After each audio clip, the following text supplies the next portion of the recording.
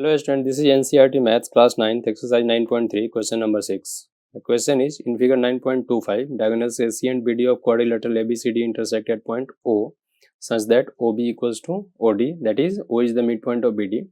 If AB equals to CD, यहाँ पे दे रखा है AB और CD दोनों इक्वल है, then so that first part है area of triangle DOC equals to area of triangle AOB. ठीक है, यहाँ पे दिया हुआ है कि from B and D draw perpendicular on AC. तो यहाँ से पहले परपेंडिकुलर ड्रॉ कर लिया, यहाँ से एक परपेंडिकुलर यहाँ पे ड्रॉ कर लिया सपोज DE, और एक पॉइंट B से भी ड्रॉ कर लिया लेट्स से F. ठीक है, तो कंस्ट्रक्शन तो जो गिवन था उसके अकॉर्डिंग यहाँ पे कर लिया. तो अब यहाँ से फर्स्ट पार्ट का प्रूफ स्टार्ट करते हैं. ठीक है, तो यहाँ से in triangle DOE and in triangle BOF में अगर देखें तो यहाँ से क्या हो जाएगा, angle BEO equals to angle not BEO sorry DEO equals to BFO equals to 90 degree. ठीक है, angle angle DOE equals to angle यहाँ से क्या हो जाएगा BOE, कौन सा एंगल, वर्टिकली अपोजिट एंगल. ठीक है, और OD इक्वल्स टू OB, ये तो क्वेश्चन में ही गिवन है. तो किस क्राइटेरिया से, फ्रॉम एंगल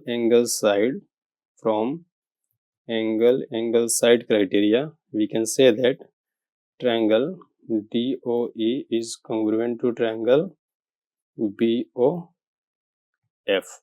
ठीक है, तो यहाँ से क्या हो जाएगा D equals to BF by CPCT. ठीक है, आगे क्या बोल सकते हैं, यहाँ से दोनों ट्रायंगल अगर कंग्रुएंट है तो दोनों का एरिया भी इक्वल होगा. Hence area of triangle DOE equals to area of triangle BOF. इसको मैंने इक्वेशन 1 ले लिया. ठीक है, नाउ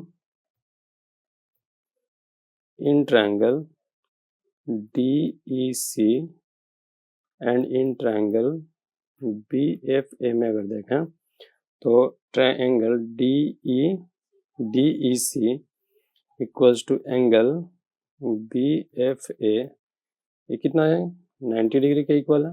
ठीक है, CD इक्वल्स टू AB एक क्वेश्चन में गिवन है, और D इक्वल्स टू BF ये अभी पहले मैंने यहाँ पे प्रूफ किया हुआ है CPCT से. तो यहाँ पे किस क्राइटेरिया से दोनों ट्रायंगल कंग्रुएंट हो जाएगा, right hand side from, not right hand side, right hypotenuse side from RHS. इस क्राइटेरिया से क्या हो जाएगा, triangle DEC is congruent to triangle BFA, hence area of triangle DEC equals to area of triangle BFA.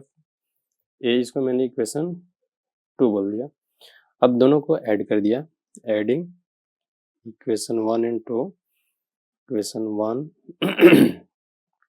And 2. तो यहाँ से क्या हो जाएगा, area of triangle DOE plus area of triangle DEC equals to area of triangle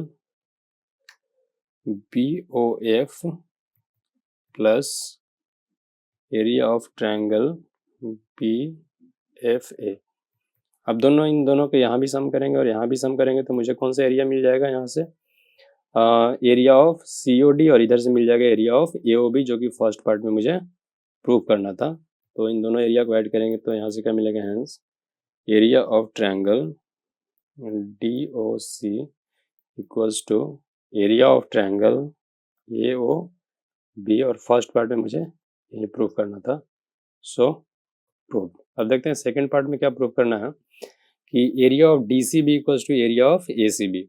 इसमें कुछ नहीं करना है, ये जो कॉमन एरिया दिख रहा है दोनों ट्रायंगल में सी ओ बी, बोथ साइड क्या करेंगे यहाँ पे ऐड कर देंगे। तो यहाँ पे क्या किया, सेकेंड पार्ट के लिए, फर्स्ट पार्ट में तो प्रूफ हो ही चुका है कि area of triangle D O C equals to area of triangle A O B. ठीक है, अब इसमें मैंने क्या किया, जो कॉमन एरिया उसको ऐड कर दिया, area of triangle D O C plus area of triangle B O C equals to, यहाँ से कितना हो जाएगा, area of triangle A O B plus area of triangle B O सी।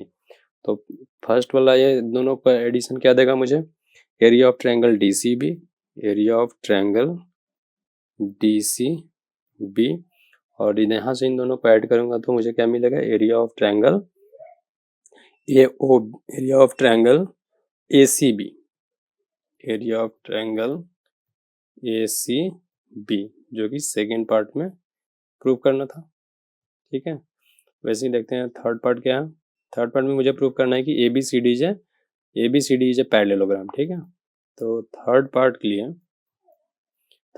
यहाँ पे मुझे पता है क्या, कि area of triangle D C B equals to area of triangle A C B है। अब ये दोनों जो ट्रायंगल है, these triangles are on the same base,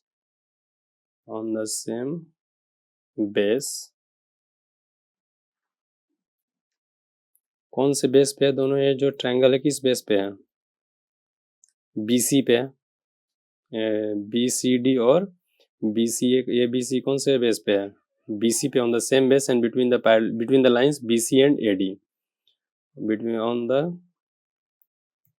यहाँ से क्या, on the same base BC and having equal area, और दोनों का एरिया भी इक्वल है, हैविंग इक्वल एरिया। तो ये जो दोनों लाइन के बीच में है BC एंड AD, वो दोनों क्या होगा, पैरेलल होगा, hence BC is parallel to AD। तो यहाँ से बोल सकते हैं hence ABCD is a parallelogram. तो ये थर्ड पार्ट का प्रूफ हो गया।